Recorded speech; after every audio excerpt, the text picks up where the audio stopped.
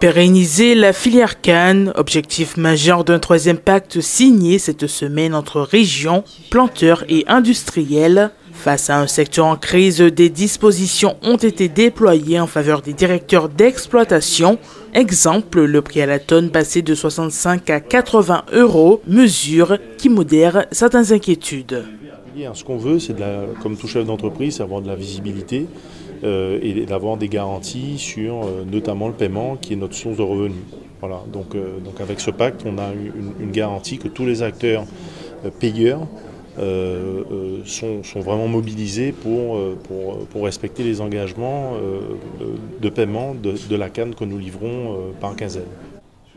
Des ambitions revues à la hausse, s'ils comptent livrer 90 000 tonnes en 2015. D'ici 2 ans, les planteurs visent les 100 000, un chiffre qui pourrait notamment être atteint grâce aux aides régionales. Tant qu'il y a de l'aide pour le moment avec la région, tout ça, on peut se maintenir.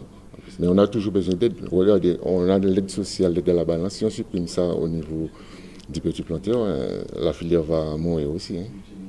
Une filière en perte de vitesse depuis quelques années, son dressement pourrait passer par la voie du développement durable. C'est déjà le cas avec le projet de centrale biomasse au Galion. Nous travaillons à ce qu'elle reprenne sa place au niveau de la filière, de façon à ce que nos industries puissent vivre, puisqu'un pays sans usine ne peut pas fonctionner.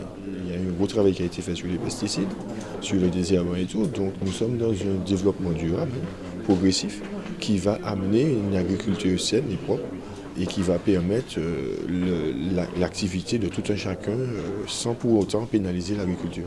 Ce troisième pacte confirme une concertation permanente avec les parties prenantes.